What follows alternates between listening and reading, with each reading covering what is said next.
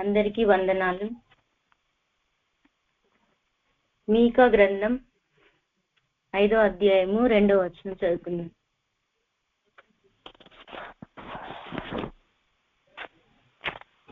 మీకా 5వ అధ్యాయము 2వ వచనం.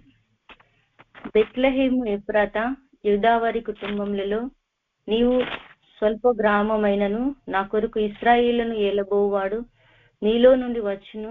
పురాతన కాలం మొదలుకొని శాశ్వత కాలము ఆయన ప్రత్యక్షమగుచుండెను.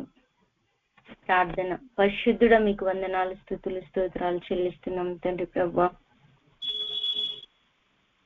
నాయన, నీ బిడ్డలమైన మేము మీ సముఖంలో దేవా మరి ఆయా స్థలాల్లో ప్రభువా కూడుకొని నీ సన్నిధిలో మరి యొక్క కాన్ఫరెన్స్ లో కూడుకోవడానికి మాకు ఇచ్చిన వాక్యాన్ని పంచుకోవడానికి ఇచ్చిన అవకాశాన్ని బట్టి నీకెంతో కృతజ్ఞతాస్తుతులు స్తోత్రాలు చెల్లిస్తున్నాం తండ్రి ప్రభువా.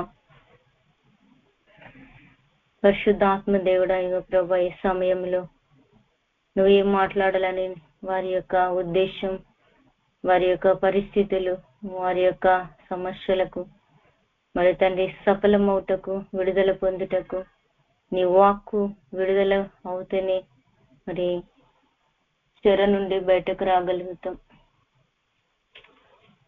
మా చెర జీవితంలో నుంచి బయటకు రావడానికి నీ వాక్యం మా హృదయంలోనికి మరి తండ్రి మా యొక్క తలంపులోనికి, మా యొక్క మూలుగుల్లోనికి తండ్రి వెళ్ళుటకు, ప్రతిదీ నీకు ఆయాసకరమైనది తొలగించబడుటకు నీ శక్తిని మా మధ్యలో కుమ్మరించండి, కృప చూపించండి. అపవాది యొక్క తలంపులన్నీ కూల్చివేయండి. మీరే మహిమ, ఘనత, ప్రభావాలు పొందుకోమని ఈ సమయంలో నీ వాక్యాన్ని అందిస్తుండగా నా నోటికి నోరుగా ఉండి నీ బిడ్డలతో మాట్లాడి బలపరచమని యేసు నామమున ప్రార్థిస్తున్నాం తండ్రి, ఆమేన్. హల్లెలూయా. దేవుడు ఇక్కడ మనందరితో ఏం మాట్లాడాలనుకుంటున్నాడంటే, యూదా వారి కుటుంబంలో స్వల్ప గ్రామములో దేవుడి యొక్క పనిముట్టుగా, దేవుడి యొక్క పని కొరకు ఇశ్రాయేలును ఏలటానికి దేవుడు పురాతన కాలం మొదలుకొని ఎవరు శ్రమల్లో ఉన్నారో, ఎవరు మరణఛాయలో ఉన్నారో, ఎవరు బంధకాల్లో ఉన్నారో వారందరినీ దర్శించటానికి ఆయన ఈ మీకా ప్రవక్త మరి దేవుడు ఇశ్రాయేలులను ఏలటానికి దేవుడు ఇక్కడ మీకాకు ప్రత్యక్షమైనటువంటి వాక్కు. ఈరోజు పరిశుద్ధాత్మ దేవుడు మనతో మాట్లాడే ఉద్దేశం ఏంటి అంటే, ఏ శ్రమలో ఉన్నావో, ఏ పరిస్థితిలో మనం ఉన్నా కానీ ఆయన మన కుటుంబాలను పరిపాలించాలి. ఎవరికి దేవుడు సహాయం చేస్తాడు? స్వల్ప గ్రామంలో మరి దేవుడు పనిముట్టుగా ఇశ్రాయేలును ఏలటానికి దేవుడు పురాతన కాలంలో ప్రవచనము ద్వారా మీకాకి దేవుడు ప్రత్యక్షపరచుకొని మరి ఆయన ఏం చేస్తాడు అంటే, ఈ భూమి మీదకి వచ్చి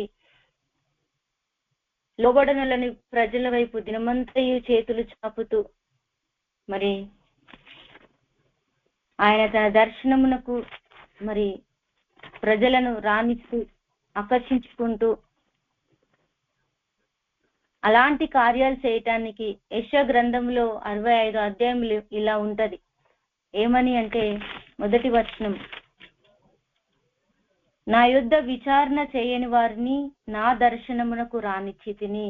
ఏ రోజన్నా మనం ఎప్పుడైనా విచారం చేస్తామా? చేయలేదు. కానీ పరిస్థితుల్లో, శ్రమల్లో, దుఃఖములో దేవుడు మనల్ని దర్శించి, ఈరోజు నన్ను వెతకని వారికి నేను దొరికితిని. ఎప్పుడైనా దేవుడు ఎక్కడున్నాడని వెతికినామా? వెతకలే. నేనున్నాను, ఇదిగో నేనున్నానని నా పేరు పెట్టబడిన జనముతో చెప్పుచున్నాను. దేవుడే మనకు రకరకాలుగా తన యొక్క ప్రవక్తల నోటలో నుంచి, తన సేవకుల నోట నుంచి, తన యొక్క మరి సువార్త ద్వారా మనల్ని దర్శించి మరి బలపరిచాడు.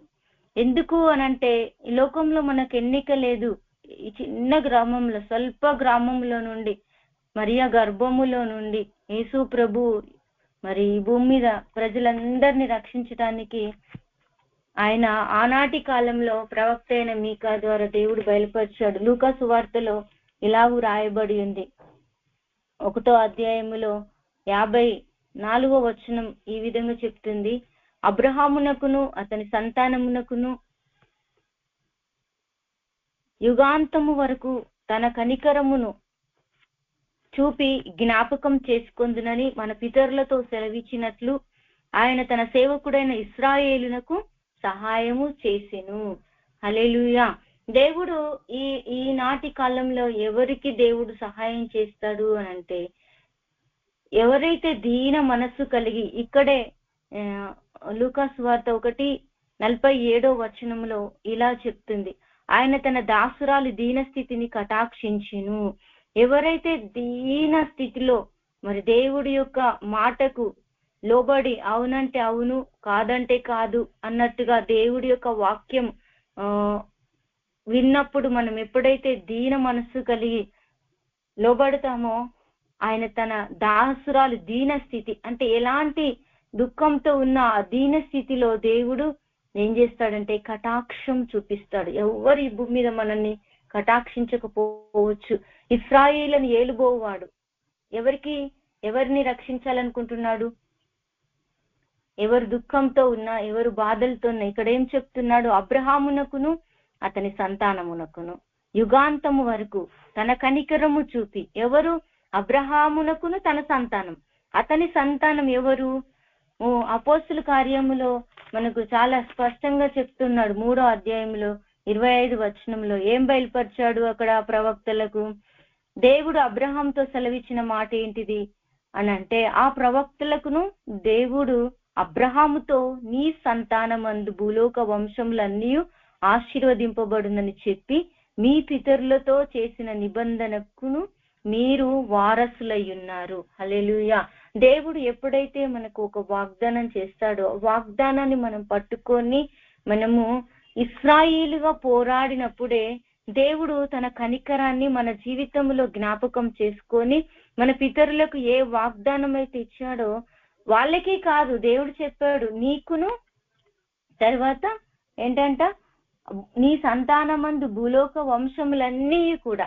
భూలోక వంశం అంతా అంటే ఎవరైతే ఇశ్రాయేలుగా పోరాడతారో వాళ్ళకే సహాయం చేస్తాడు, కానీ ఇశ్రాయేలులంతా ఇశ్రాయేలులు కారు అని రోమాపత్రికలు 9వ అధ్యాయంలో చెప్పబడుతుంది. ఎవరు ఇశ్రాయేలీలు అంటే, ఎవరైతే దేవుడి యందు నమ్మకము కలిగి, ఇక్కడ నా తండ్రి మరి నా పితరులకు దేవుడు యుగాంతముల వరకు ఆయన వాగ్దానం చేస్తాడని ఆయన సన్నిధిలో పట్టుదలతో మరి అబ్రహాం, ఇస్సాకు, యాకోబుల దేవుడికి మరి ఇక్కడ 52వ వచనంలో కూడా ఇలాగ చెప్తుంది, సింహాసనముల నుండి బలవంతులను పడద్రోసి దీనులను ఎక్కించెను. హల్లెలూయా. మన శత్రువు, మన విరోధులు మనకు మరి మన ముందు బలమున్న వాళ్ళే కావచ్చు. దేవుడు ఈ రోజు చెప్తున్నాడు, ఎవరు దీనులుగా ఉంటారో వాళ్ళని ఎక్కిస్తాడండి. 113వ కీర్తనలో చెప్తాడు, దీనులకు దేవుడంట పెంట కుప్ప మీద ఉన్న పైకి లేపుతాడు. దీనులకు ఆయన గర్విష్ఠులను ఏం చేస్తాడంటే దూరం నుండి కనిపెడతాడు. గర్విష్ఠులు, దీనులు అంటే ఏంటిదంటే, గర్విష్ఠులు అని అంటే ఆయన వాక్యానికి తిరుగుబాటు చేసేవారే గర్విష్ఠులు. సామెతల గ్రంథంలో చెప్తాడు 8వ అధ్యాయం 13వ వచనంలో, మాటకు లోబడమే దీనత్వం. మరియా మాట చెప్పిన మాటలు సిద్ధించును గాక అన్నది.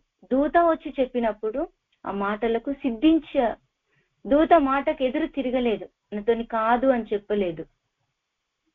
ఈ దినాలలో పరిశుద్ధాత్మ దేవుడు, దూతలు అంటే ఏంటి? సైన్యములకు అధిపతి యెహోవాకు యాజకులు. దూతలు అంటే సేవకులు.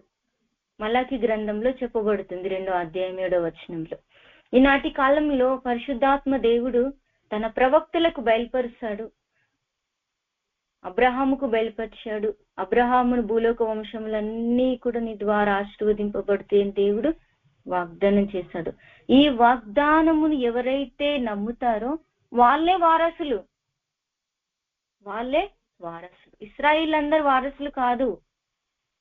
యూదా, బెత్లెహేమ ఎంత మాత్రం దానవైనప్పటికీ కూడా స్వల్ప గ్రామమైనా సరే చూడు, ఆ గ్రామంలో నుండి లోక రక్షకుడు వచ్చాడండి. రోజు నువ్వు తక్కువ కుటుంబంలో ఉన్నావేమో, లేకపోతే అందరూ వెలివేసినటువంటి పరిస్థితుల మధ్యలో మనం ఉన్నామేమో, కానీ దేవుడు అలాంటి వారిని లోకాన్ని రక్షించటానికి, తలక్రిందులు చేయటానికి చూడు 12 మంది శిష్యులు, అలాగే ఏమన్నా ఆస్తులు సంపదలు గొప్పోళ్ళు ఉన్నారా? వాళ్ళను బట్టి ఎవరైనా గొప్పోళ్ళు అని చెప్తారా? కానీ వాళ్ళ ద్వారా దేవుడు ఏం చేశాడు? భూలోకాన్ని తలక్రిందులు చేశాడు. హల్లెలూయా. ఎందుకంటే దీనులే దేవుడు మాట వింటారు, గర్విష్ఠులకు దేవుడు మాట అర్థం కాదు. ఈరోజు మనము ఇక్కడ గర్విష్ఠులనంట పడద్రోసంట, అక్కడ సింహాసనముల నుండి బలవంతులను పడద్రోసి దీనులను ఎక్కించెను, ఆకలి కొనిన వారిని మంచి పదార్థములతో సంతృప్తి పరిచి ధనవంతులను ఉట్టి చేతులతో పంపివేసింది. హల్లెలూయా. ఈ రోజు దేవుడు నీ కొరకు నా కొరకు నియమింపబడినటువంటి మాట, ఎవరు ఎన్ని ఉన్న చాలా దీన మనసు కలిగి ఉన్న వాళ్ళే దేవుడికి ఇష్టం అండి. గర్వంతో అహంకారంతో దేవుని వాక్యానికి ఇది ఇట్లనా అది గట్లనా అంటే మనం గర్విష్ఠులమే. తన స్వబుద్ధిని ఆధారం చేసుకొనుక నీ పూర్ణ హృదయంతో అవునంటావని, కాదంటే కాదని, నీకు తెలియకపోయినా అవంటావని దేవుడు నాకు స్పష్టంగా బోధిస్తాడండి. దేవుడు మనకు చేసిన నిబంధనను మన జీవితంలో జ్ఞాపకం చేసుకుంటాడు. ఎందుకంటే మనం దానికి వారసులం. దాసులకు ఇవ్వడు దేవుడు, వారసులకు దేవుడు ఆశీర్వాదంతో నింపుతాడు. మన దాసులం కాదు కదా, మనం ఐగుప్తులో నుండి చెరసాలలో నుండి బయటకు వచ్చినాం. మళ్ళీ దేవుడి వాక్యాన్ని నమ్మకుండా వాక్యానికి ఎదురు తిరిగి ఇది ఇట్లనా అది అట్లనా ఇట్లాంటివి మనస్సులోనికి వచ్చిన వెంటనే మనలో ఎవరు దూరుంటారు? అపవాది. ఎన్నో మరి మనకు వాక్యానికి లోబడకుండా సాతాను పురికొల్పుతుందండి. అవ్వను మోసం చేసింది, పండు తినొద్దంటే తిన్నది, తిను అని చెప్పాడు. దుష్టుడు చెవులో దూరిండు, తిను అంటే తిన్నది. తిన్నోడే కాక ఇంకొకళ్ళని కూడా, తన భర్తను కూడా వెంటేసుకుంది.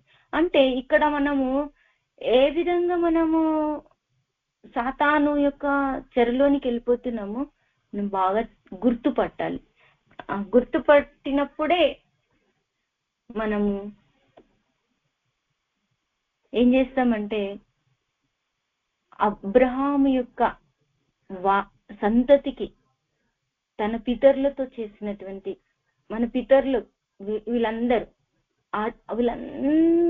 ఎలాగూ ఆశీర్వదింపబడి ఈరోజు నీ దాకా నా దాకా ఈ వాక్యం వచ్చిందంటే మనం కూడా వారసులుగా, జయించిన వారిగా, పట్టుదలతో ప్రార్థన చేసేవారిగా, అవునంటావా అనడం నేర్చుకుందాం, కాదంటే కాదనడం నేర్చుకుందాం. ఇంతకు ముందు అయితే ఏదైనా వాక్యం చెప్పినప్పుడు నేను అట్లున్నానా, ఇది తప్పు, ఇట్లాంటి కొన్ని అనుమానాలు వచ్చేవి. కానీ ఎప్పుడైతే దేవుడు చెప్పినట్టు వింటా ప్రభు అని అంటే ఆ వాక్యం అర్థమయ్యేటట్టు బోధించి నాకు ఏం చేస్తున్నాడంటే లోపరుచుకుంటున్నాడు. ఎవరికి లోపరుచుకుంటాడు దేవుడు? ఎవరైతే ఇక్కడ ఏం చెప్తుంది తెలుసా అండి, లూకాసు వార్తలో 54-55 రెండు కలిసింది. తన కనికరము చూపి జ్ఞాపకము చేసుకుందునని మన పితరులతో సెలవిచ్చినట్లు ఆయన తన సేవకుడైన ఇశ్రాయేలునకు సహాయం చేసెను. ఎవరికి సహాయం చేస్తాడు? దేవుడు నిబంధనను జ్ఞాపకం చేసుకుంటాడు. ఆయన యుగాంతముల వరకు కనికరం చూపే దేవుడు. పట్టుదలతో మనము ప్రార్థన చేసినప్పుడు ఇక్కడ 49వ వచనంలో సర్వశక్తిమంతుడు నాకు గొప్ప కార్యములు చేసెను గనుక ఇది మొదలుకొని అన్ని తరముల వారును నన్ను ధన్యురాలని అందురు. ఆయన నామం పరిశుద్ధం. ఆయన నామము గొప్పదండి. ఆయన నామంలో ప్రతి కార్యాలు జరుగుతాయి. ఈ రోజు అంటున్నాం తక్కువ స్థితిలో ఉన్నామేమో, తక్కువ కుటుంబంలో ఉన్నామేమో, మరి మన చుట్టాల బంధువులలో మనం తక్కువ వారుగా ఉన్నామేమో ఏమో, కానీ నీ ద్వారా నా ద్వారా ఈ భూమి మీద పని జరుగుటకు మనల్ని లోకములో నుండి ప్రత్యేకించుకున్నాడండి. హల్లెలూయా. అయితే ఆ యొక్క ప్రత్యేకమైనటువంటి యొక్క స్థానాన్ని ఎవరు గుర్తిస్తారు అంటే, ఎట్టి శ్రమల్లో కూడా ఇశ్రాయేలుగా పోరాడతారో వాళ్ళకే దేవుడు సహాయం చేస్తాడు. ఈరోజు నిన్ను నన్ను ఒక్కొక్క వాక్యం ద్వారా, ఒక్కొక్క సాక్ష్యం ద్వారా పట్టుకున్నాడు. కానీ చాలా మంది ఎట్లుంటున్నారంటే, పట్టుకున్నటువంటి యొక్క పిలుపును, పట్టుకుంటున్నటువంటి యొక్క పట్టబడినటువంటి జీవితమును మధ్యలోని కొన్ని పరిస్థితులు రాగానే మనము ఇట్లా తుఫాన్ వస్తే ఎలా కొట్టుకొని పోతామో అలా ఆత్మీయ స్థితిలో కొట్టుకొని పోయేవారిగా ఇక్కడ మనం చూస్తుంటున్నాం. ఈ యొక్క వాక్యాన్ని బట్టి కొట్టుకొని పోవడానికి కాదు యేసయ్య మనల్ని పిలిచింది. యూదాలాగా, యూదా ఇశ్రాయేలు నువ్వెంత మాత్రం దానవైనా, బెత్లెహేములో స్వల్ప గ్రామమైన మరియా గర్భములో నుండి ఇశ్రాయేలుని ఏలటానికి లోక రక్షకుడు వచ్చాడు. అందుకే ఇక్కడ లూకా సువార్త 1వ అధ్యాయంలో 80వ వచనం చూడండి. 79వ వచనం చూడండి ఒకసారి. 76. మరియు ఓ శిశువా, నీవు సర్వోన్నతుని ప్రవక్త అనబడుదువు. ఎవరు పుట్టారు తన గర్భంలో? లోకరక్షకుడు, ప్రవక్త, ప్రజలను ఇశ్రాయేలును ఏలటానికి, లోకాన్ని పరిపాలించటానికి. రోజు మన గర్భములో నుండి, మన సువార్త ద్వారా, మన వాక్యము ద్వారా, మన సాక్ష్యము ద్వారా మనం అలాంటి వాళ్ళని కనబోతున్నామండి. ఎంత గొప్ప కృప! ఎవరైతే వాక్యానికి లోబడతారో, అవునంటే అవును, కాదంటే కాదని ఎవరైతే అంటారో వాళ్ళు నమ్మిన నమ్మకము లేకున్నా నమ్మండి. నాకు అయ్యగారు అయితే ఒకసారి ఇట్లా చెప్పాడు. అక్క వాళ్ళ ఇంటికి సొంత వాక్యాలు చెప్పించుకోవడానికి వెళ్ళిన. అయ్యగారు అన్నారు, నీ ద్వారా కుంటోళ్ళు గుడ్డోళ్ళు బాగుపడతారు, దేవుడు నిన్నట్లా వాడుకుంటాడు అని చెప్పారు. నేను అనుకున్నా, అయ్యగారు ముందు అవునంటావన్నా, సరే అన్నా, ఒప్పుకున్నా, ప్రార్థన చేసుకున్నా. అక్క వాళ్ళ గేట్ దాటిన తర్వాత నేనన్నా, నా బతుకుకు గుడ్డోళ్ళు కుంటోళ్ళు బాగుపడతారా? నా జీవితమే బాగులేదు, గట్లా అలాంటి కార్యాలు నా జీవితంలో జరుగుతాయా అని అనుకుంటా, నాకు నేనే నిందించుకుంటా, నాకు నేనే కించపరుచుకుంటా, తగ్గించుకుంటా, నన్ను నేను తక్కువ అంచనేసుకుంటా వచ్చిన. దేవుడు అన్యాయస్తుడు కాదు. నీ పిలుపును బట్టి దేవుడు నిన్ను ఘనపరుస్తాడు. నీ పిలుపు ఎవరి తరం కాదండి. ఏ సాతాను కూడా కదిలించడానికి దాని తరము కాదు. ఈరోజు ఈ వాక్యాన్ని జాగ్రత్తగా మీరు పట్టుదలతో దేవుడి సన్నిధిలో గడపండి. ఏ ఆర్థిక స్థితి కూడా నిన్ను అణిచివేయలేదు, ఏ కుటుంబ పరిస్థితులు నిన్ను అణిచివేయలేవు. నీ యొక్క భర్త, నీ యొక్క పిల్లలతో నువ్వు వస్తున్నటువంటి ఒత్తిడిలు కూడా నిన్ను అణిచివేయలేవని దేవుడు సెలవిస్తున్నాడు. ఈరోజు ఏమంటే తెలుసా? ఎందుకో తెలుసా? తన ప్రజలకు రక్షణ జ్ఞానము ఆయన అనుగ్రహించినట్లు ఆయన మార్గములను సిద్ధపరచుటకై నీవు ప్రభువునకు ముందుగా నడుతువు. మన పాదములను సమాధాన మార్గంలోనికి నడిపించినట్లు చీకట్లోను మరణ ఛాయలోను కూర్చుని వారికి వెలిగించుటకై. ఎవరికి వెలిగించుటకై ఆయన ఈ భూమి మీదకి వచ్చాడు? ఇక్కడ యోహానుకు, యేసు ప్రభుకు ఇద్దరికి సంభాషణ జరుగుతుందండి. ఇద్దరి మధ్యలో ఇక్కడ జరుగుతుంది. ఈ రోజు పరిశుద్ధాత్మ దేవుడు నీకు ముందుగా వెళ్ళి నీ మార్గం సిద్ధపరచబోతున్నాడు. ఈ రోజు నువ్వు అవునంటే అవును, కాదంటే కాదని మరియలాగా ఓర్చుకో, గర్భాన్ని ధరించు. పరిశుద్ధాత్మ నడిపింపును, ఆ యొక్క ఆత్మ యొక్క భారము కలిగి ఎప్పుడైతే మనం దేవుడితో సంబంధం కలిగి ఉంటామో, మరణ ఛాయల్లో ఉన్న వారిని రక్షించడానికి దేవుడు మనల్ని ఎన్నుకున్నాడు కనుక మనకు ముందు ఎవరు నడుస్తారు తెలుసా? ఆయన వెలుగు, ఆయన పరిశుద్ధాత్మ నడిపింపు ఆయన మనకిస్తాడు. ఆ మహా వాత్సల్యమును బట్టి పైనుండి ఆయన మనకు అరుణోదయ దర్శనము అనుగ్రహించెను. పరిశుద్ధాత్మ దేవుడు ఆయన నక్షత్రము, ఆయన ఆత్మ. ఎవరైతే బుద్ధిమంతులుగా ఉంటారో, ఎవరైతే నీతి మార్గంలో నడుస్తారో, దేవుడు వారిని ఏమన్నాడు? నక్షత్రం అన్నాడు. వాళ్ళు నిరంతరం ఏం చేస్తారన్నాడు? ప్రకాశింతురు అన్నాడు. ఎవరు ప్రకాశిస్తారు? బుద్ధిమంతులుగా ఎవరైతే ఉంటారో, నీతి మార్గం వైపు ఎవరైతే అనేకులను తిప్పుతారో. దీని అర్థం ఏంటంటే చెప్పండి. రోజు మనము ఆయన వైపు మనము తిప్పాలి. ఆయన మనకు రక్షణ శృంగం. ఆయన మనకు జ్ఞానం లేకపోతే ఆయన ఇస్తాడు, తెలివి లేకపోతే ఆయన ఇస్తాడు, వివేచన లేకపోతే ఆయన ఇస్తాడు. ముందైతే నాకు బైబిల్ చేస్తే ఏం అర్థం కాకపోయేదండి. నేను అనుకునేది, ఒకసారి అక్కకు అడిగిన, అక్క నాకు వాక్యం అర్థమైతలేదు అక్క, అబ్బా నాకు చెప్పవా అని అంటే, అక్క అన్నారు, శ్రీదేవి నేను చెప్తే నీకు ఎంత మటుకు అర్థమవుతుంది, కానీ పరిశుద్ధాత్ముడు నీకు బోధిస్తే ఇక అది ఎంతైనా నీకు బోధించగలుగుతాడు, అప్పుడు వేరుంటది నీకు అని చెప్పింది. అప్పటి నుంచి నేను వాక్యము పిచ్చిగా ఎట్లా చదివేదాన్ని అంటే, చిన్నపిల్లలు ఆకలైనప్పుడు పాలు ఎట్లా తాగుతారో అట్లా ఎక్కువగా వాక్యం చదివేదాన్ని. వాక్యం అర్థం కాకుండా చదివేదాన్ని. దేవుని జ్ఞానం, ఈయన వివేచన. కొలసి పత్రికలో చెప్తాడు కదా 2వ అధ్యాయంలో 3వ వచనంలో, ఎవరికైనా జ్ఞానం తక్కువగా ఉన్న ఆయన ఏమని, సర్వ సంపదలు ఆయన ఎందుకు గుప్తంలో ఉన్నాయి కనుక నన్ను అడుగు, నేను నీకు ఇస్తానన్నాడు. ఆయనను అడగండి. జ్ఞానం లేకపోతే ఎప్పుడు ఎక్కడ వేస్తున్న గొంగడు అక్కడే నామక అర్ధ క్రైస్తవ జీవితం. ఏదో మనకు అలా ఉండాలని దేవుడు మనల్ని ఈ లోకంలో కొనుక్కోలేదండి. మన ఆత్మీయ స్థితి ఎలా ఉండాలంటే, ఒక ఉజ్జీవముతో ప్రతిరోజు కూడా మనము నీతి మార్గం వైపు అనేకులను తిప్పేవారిగా, ఒక నక్షత్రం లాగా. ఈ భూమి మీదకి యేసు ప్రభు నక్షత్రముగా, తూర్పు నక్షత్రం ఉదయించింది. అయినా ఉదయించి మరి లోకం అంతటిని వెలిగించిందా లేదా? మనము కూడా ఈ భూమి మీద ఒక నక్షత్రం లాగా ఉండాలా వద్దా? అంటే వాక్యం విడిచిపెట్టేవారిగా ఉండడమేనా? నాకైతే అట్లా అస్సలు ఇష్టం ఉండదు. ఎప్పుడు కూడా ఒక వాక్యం విన్నప్పుడు ఆ వాక్యం మనలో కార్యం చేయాలి, ఆ వాక్యం మనలో పని జరిగించాలి. ఏ అద్భుతమన్నా, ఏ ఆశ్చర్య కార్యమన్నా, ఏదైనా కానీ దేవుని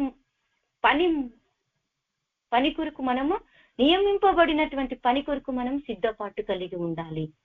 ఎవరు సిద్ధపరచబడతారు అనంటే, ఈ భూమి మీద ఎవరికి మనం వెలుగుగా ఇవ్వడానికి దేవుడు ఏర్పాటు చేసుకున్నాడో వారిని ఖచ్చితంగా మనము బలపరచాలి. అందుకే దేవుడు ఇక్కడ శిశువు ఎదిగి ఆత్మయందు బలము పొంది ఇశ్రాయేళ్లకు ప్రత్యక్షమగు దినం వరకు అరణ్యములో ఉండెను. దేవుడి సన్నిధిలో నువ్వు ఎప్పుడైతే ఎదగడము, ఆత్మీయంగా ఎదుగుతూ యేసు ప్రభువే ఆయన దేవునిలో ఆత్మబలం పొందుకున్నాడే, ఆత్మయందు బలం పొందుకొని ఇశ్రాయేలును నడిపించే టైం వరకు ఆయన అంట అరణ్యములో, శ్రమలలో, బాధల్లో, కష్టాల్లో యేసు ప్రభు తన యొక్క దినములన్నిట్లో శరీరధారి అయి ఉన్నప్పుడు ఆయన అంతా కూడా కన్నీళ్లతోనే, రోదనముతోనే తన యొక్క భయం భక్తులతో తండ్రి చిత్తాన్ని భూమి మీద చేయటానికి వచ్చిన పనిని ఆయన ముగించుకొని వెళ్ళిపోయాడండి. ఈరోజు ఆయన పని చేయటానికి మనం ఈ లోకంలో ప్రతి కులములో నుండి మనం ఎన్నిక చేయబడిన మనం ఆ పని కొరకు మనం సిద్ధపాటు కలిగి ఉండాలండి. ఆత్మబలం కావాలి మనకు. ఆత్మబలం లేకపోతే యేసు ప్రభువుకి ఆత్మబలం పరిశుద్ధాత్మ చేత ఆయన నింపబడినప్పుడు మనము ఆత్మీయత పరిపూర్ణతలోనికి ఆ యొక్క బలం పొందుకోవడానికి మనము కూడా సిద్ధపాటు కలిగి ఉండాలి. ఎవరికి దేవుడు ఇలాంటి యొక్క కృపను ఇస్తాడు అనంటే, సామెతల గ్రంథంలో 8వ అధ్యాయం 17వ వచనం చూస్తే ఇక్కడ ఏమని రాయబడి ఉంది అంటే, 8:17లో, నన్ను ప్రేమించు వారిని నేను ప్రేమించుచున్నాను, నన్ను జాగ్రత్తగా వెదుకువారు నన్ను కనుగొందురు. ఎవరు కనుగొంటారండి చెప్పండి? ఎవరికి దేవుడు బోధిస్తాడు? ఆత్మబలం ఎవరికైతే ఉంటుందో వారు ఎలాంటి అరణ్య పరిస్థితిలో కూడా వాళ్ళు ఏం నేర్చుకుంటారు అనంటే, దేవుడి యొద్ద నుండి మరి జ్ఞానం పొందుకుంటారు, దేవుని యొద్ద నుండి ఆయన స్వరాన్ని వింటారు, దేవుని యొద్ద నుండి ఆయన బలం పొందుకొని ఆయనకు మర్మాలు తెలుసుకోగలుగుతారు. అందుకే కొరింథీ సంఘస్థులకు పౌలు భక్తుడు ఏమని చెప్తాడంటే, మీరు నా పత్రికలు కారా. ఈనాటి కాలములో కొత్త నిబంధన ప్రకారం మనం అందరము కూడా దేవుడికి ఒక పత్రికలం. మనము పత్రికలం. మన జీవితమే ఒక పత్రికగా మార్చబడాలి. నీ అరణ్య జీవితంలో నీ నడిపింపు ఎవరితో ఉంది? ఈ కష్టాల్లో, ఈ శ్రమల్లో, బాధల్లో మన యొక్క ఆత్మీయ స్థితి ఎవరితో ఉంది? ఎలా ఉంది? ఇది మనం రోజు పరిశీలన చేసుకోవాలి. కొద్దిగా మార్గం తప్పామా వెంటనే మనము గ్రహించగలగాలి. అందుకే వివేచన కలిగిన నరుడు ధన్యుడు. వివేచన ఉండాలి. ఒక వాక్యము వచ్చిందంటే ఆ వాక్యాన్ని మనము ఎన్ని కోణములో నుండి చూసుకున్నా అందులో మనలో ఉంటున్నటువంటి లోపాన్ని మనము గుర్తించగలగాలి. ఏ విధంగా దేవుడు మనతో మాట్లాడుతున్నాడు మనం తెలుసుకోగలగాలి. ఆయనను ప్రేమించిన వారు, దేవుణ్ణి ఎవరైతే ప్రేమిస్తారో వారిని దేవుడు ప్రేమిస్తాడు. దేవుడు ప్రేమించిన వారిని కొన్ని శ్రమలు ఉండొచ్చు, కానీ ఆ శ్రమల్లో కూడా దేవుణ్ణి మనం ఏం చేయాలా? జాగ్రత్తగా వెతకాల. అంటే జాగ్రత్త అంటే అక్కడ ఏమున్నట్టు? పరిస్థితులకు మనం ఏమైపోతున్నాం? కదిలిపోతున్నాం అన్నట్టు. అంటే అజాగ్రత్త. అంటే దేవుడు ఎప్పుడు జాగ్రత్త జాగ్రత్త జాగ్రత్త జాగ్రత్త అంటాడు. జాగ్రత్త అనడానికి కారణం ఏంటి? మనం ఎక్కడో అక్కడ నిర్లక్ష్యం చేస్తున్నామని. దేవుని ప్రేమించే విషయములో, దేవుని మర్మాలు తెలుసుకునే విషయములో, దేవునితో సంబంధం ఉన్న విషయములో, దేవుని యొక్క ఆత్మ నడిపింపు విషయములో మనము ఎవరో ఊకి చెప్పడానికి కాదు.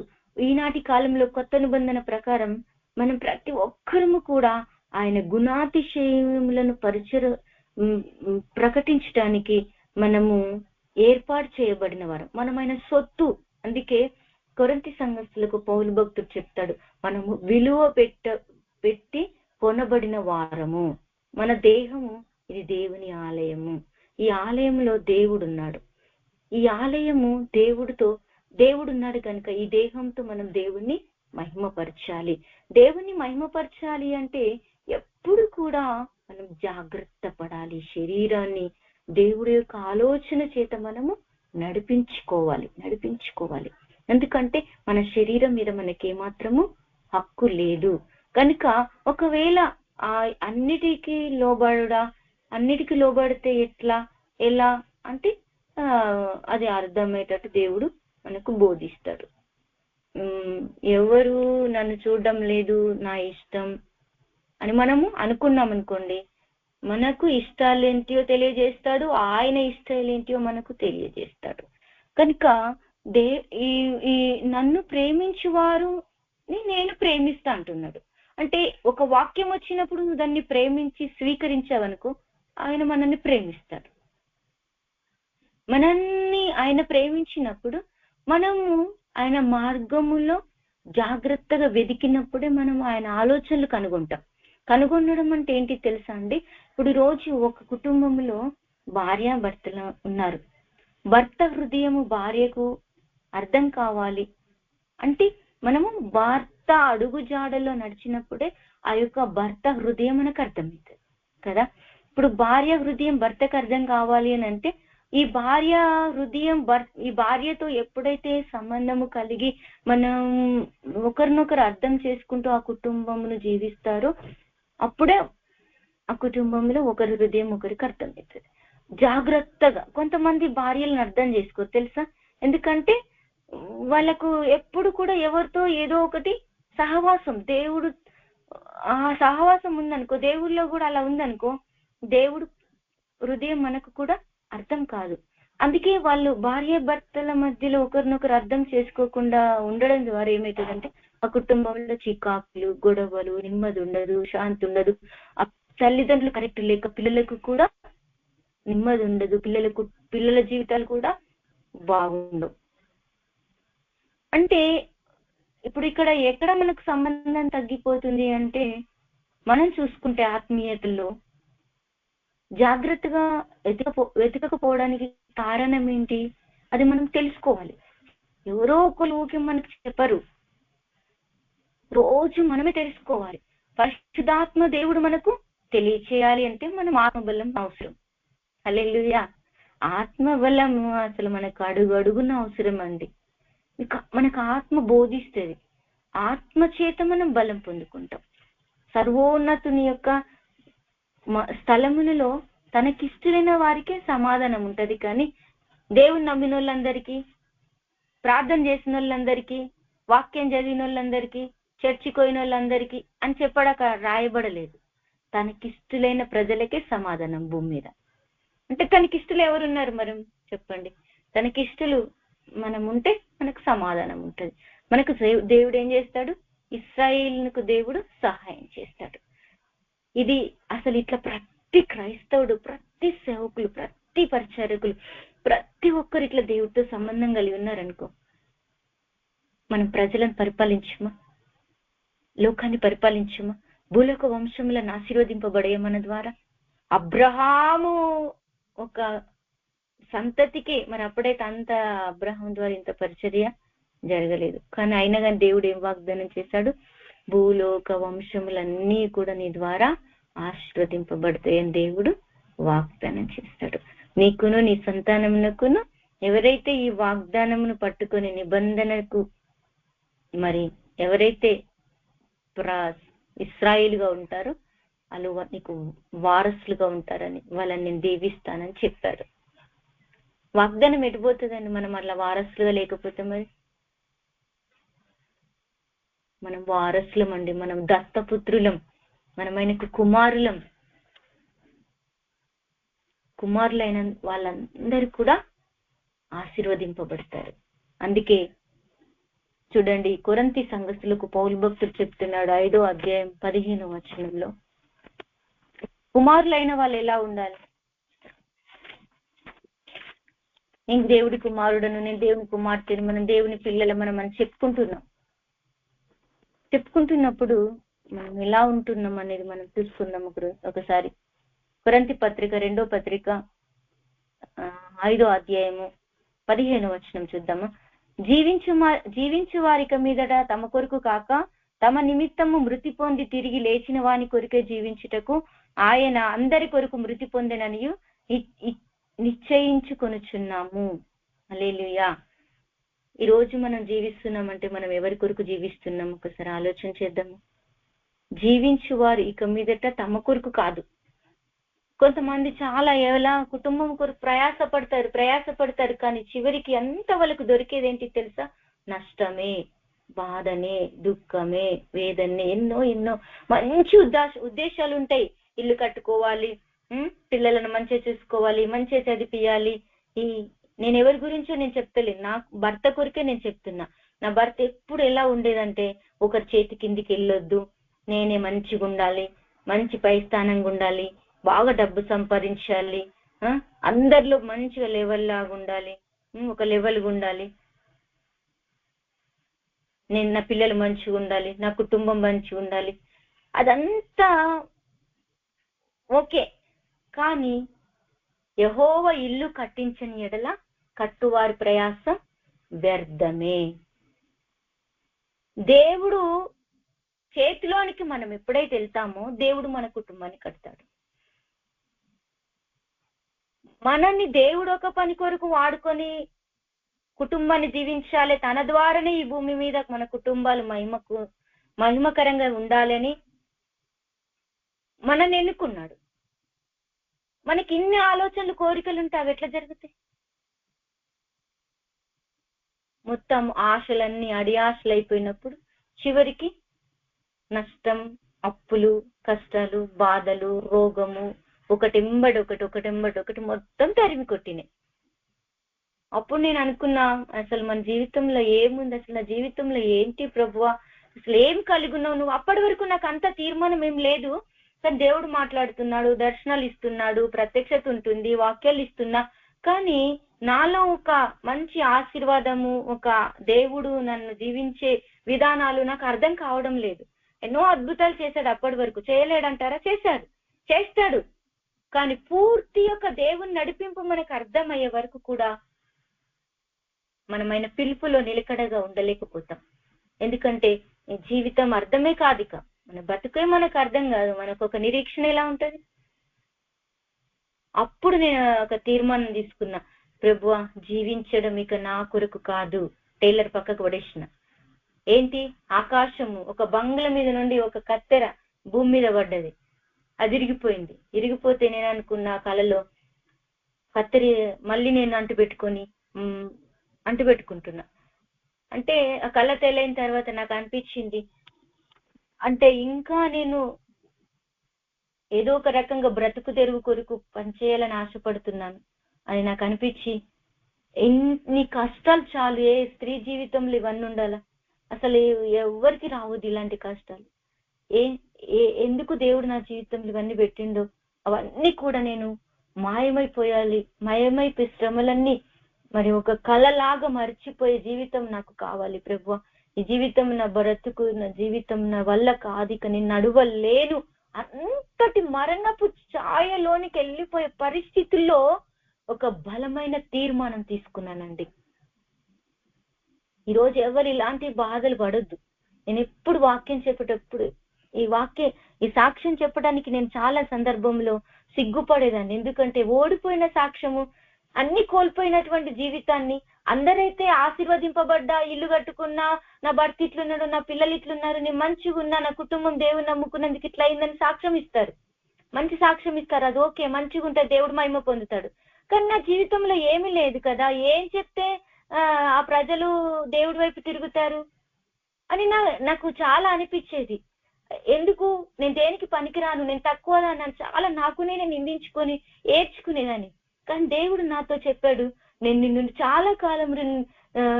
చాలా కాలం కింద నుండి పాడైన పురాలను, కుటుంబాలను, శిథిలమైనటువంటి జీవితాలను నీ సాక్ష్యం ద్వారా, నీ ద్వారా నేను నీ ద్వారా కడతా అని చెప్పి దేవుడు నాకు వాక్యం ద్వారా మోషేకి ఇచ్చినటువంటి ఆ యొక్క దర్శనము, మోషే ద్వారా ఆ పొద, అలాంటి సందర్భాలను దేవుడు నాకు చూపించినప్పుడు నేను అనుకున్నా, దేవా ఎలాంటి వ్యక్తులకైనా, ఎంతటి మనుషుల మధ్యలో అయినా ప్రభా, నువ్వు నా జీవితంలో జరిగినటువంటి కీడైనా మేలైనా అన్ని నేను వివరించి చెప్తా ప్రభా. నేను దేనికి భయపడా, దేనికి సిగ్గుపడా దేవా, నీకోసం నేను ఎందుకు సిగ్గుపడాలి అని చెప్పి ఒక ధైర్యం, ఒక తీర్మానం, అలాంటి తీర్మానం తీసుకున్నాను. అందుకే మీకు ఈరోజు నా జీవితం ఇలాంటి నష్టాలకు మరణ పంచులోనికి నేను వెళ్ళిపోయానండి. నేను ఎవరో చెప్పడము మీకు చెప్పడం లేదు. దేవుడు నా వ్యక్తిగతంగా దేవుడితో నడిచినటువంటి అనుభవాలే. మనలను దేవుడు ఏదో లోకం ఉన్నట్టుగా పిలువలేదండి. మనల్ని ఇశ్రాయేలులను, లోకములో ఉన్నటువంటి ప్రజలను, మరణఛాయలో ఉన్నవారిని మనం పరిపాలించటానికి దేవుడు మనల్ని ఎన్నుకున్నాడు.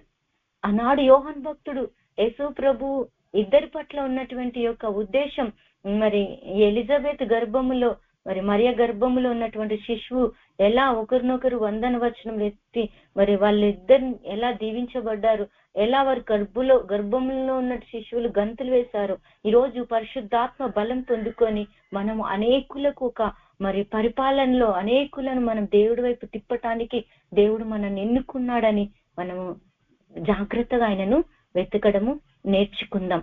నిజంగా పట్టుదల ఉంటేనే జాగ్రత్తగా మనము వెతకగలుగుతాం.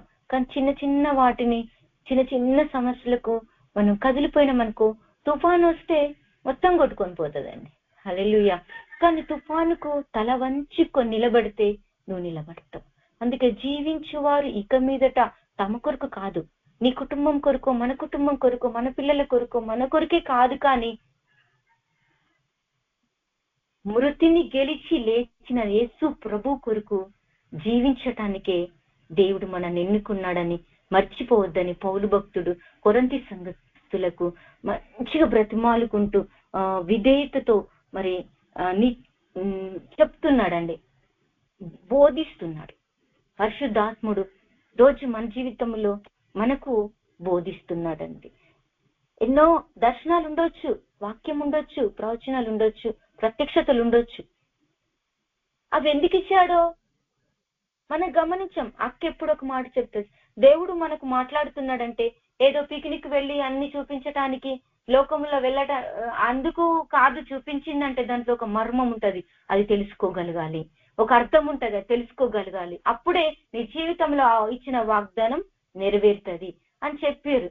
అప్పట్లో కేకలు వచ్చింది, అక్క ఇట్లా వచ్చింది, అక్క అట్లా వచ్చిందని చెప్తే చెప్పడమే కాదు, చెప్పిన దాన్ని అడుగు జాడల్లో అనుభవించడం కావాలని హెచ్చరిక చేసినప్పుడు అప్పటి నుంచి నిజంగా ఏ కళ వచ్చిన దేవ దాని ప్రకారం నేను నడవాలని ఒక ఆశ అది మనం ఏం చేస్తుంది అంటే ముందు స్టెప్ వేపిస్తుంది. ఒక నడవలేని పరిస్థితులైనా దాంట్లో మనము నడవగలుగుతాం.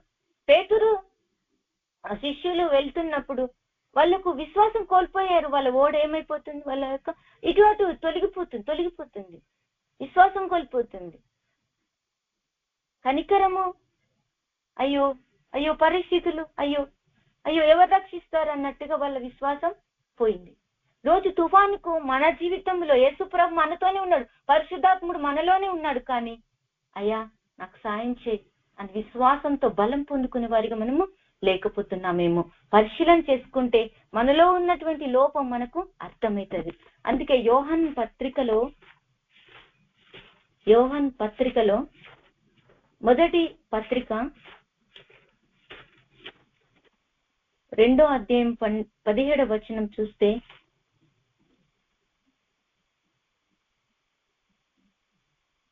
లోకమును దాని ఆశయు గతించిపోవచ్చున్నవి గాని దేవుని చిత్తమును జరిగించువాడు నిరంతరము నిలుచును.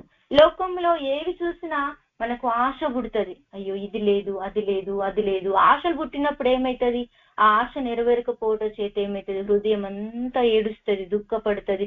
పలానోళ్ళు బాగున్నారు, వీళ్ళు బాగున్నారు, వాళ్ళు బాగున్నారు అని నా బ్రతికింతే, నా జీవితం ఇంతే అని చెప్పి మనం ఏం చేస్తాం, దుఃఖపడతాం.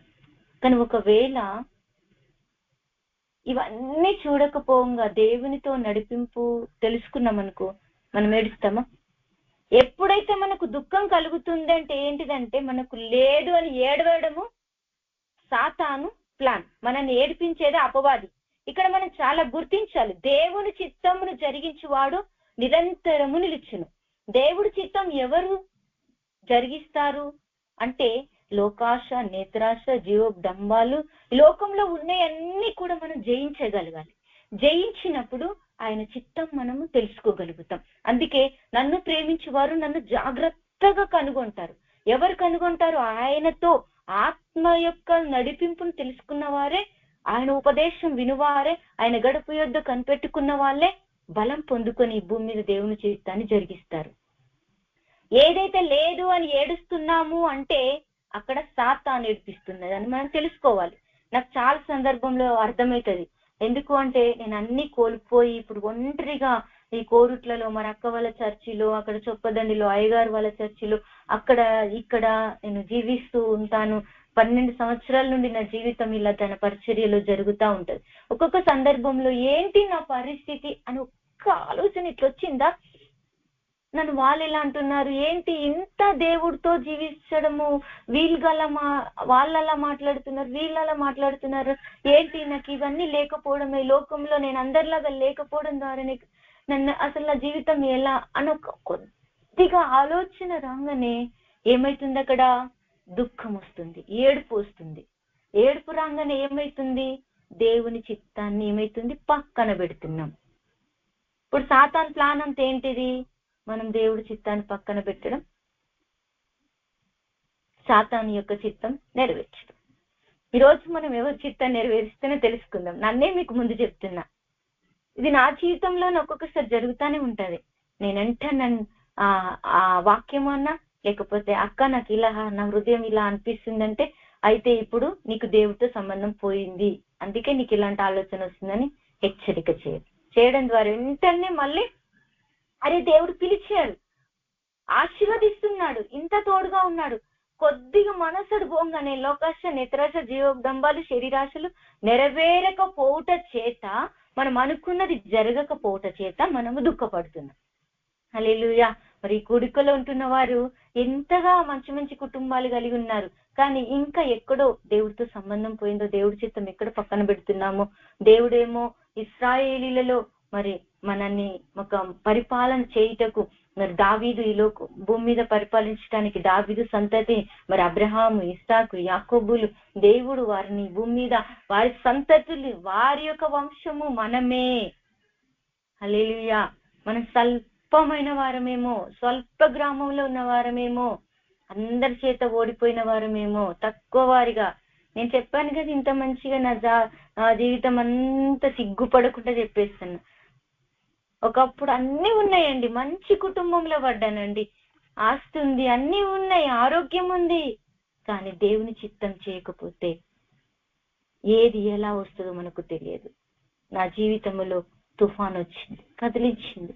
కానీ ఆయన చిత్తం తెలుసుకున్నప్పుడు తిరిగి మళ్ళా బయటపడ్డా, మళ్ళీ నిలబడ్డా, మళ్ళీ ఆయన పని కొరకు పనిముట్టుగా మరి ప్రజల కొరకు నన్ను ఒక శృంగముగా నాకు తోడుండి ఆయన నన్ను లేవనెత్తాడు. దీనులను అంటే గర్వంతో అహంకారముతో ఆయన వాక్యానికి లోబడకపోతే ఆయనకు అసాధ్యమైనది ఏం లేదు. తన పని జరిగించుటకు దేవుడు ఎంతైనా నలుగొడతాడండి ఒక వ్యక్తిని. నమ్మండి, నమ్మకపోండి. కనుక ఈ రోజు పరిశుద్ధాత్ముడు మనతో మాట్లాడినటువంటి వాక్యానికి మనము లోబడి ఒప్పుకుందాం, ప్రార్థన చేసుకుందాం. ఈ వాక్యం దేవుడు దీవించును గాక. ఆమేన్. అక్క వాళ్ళ సమయంతో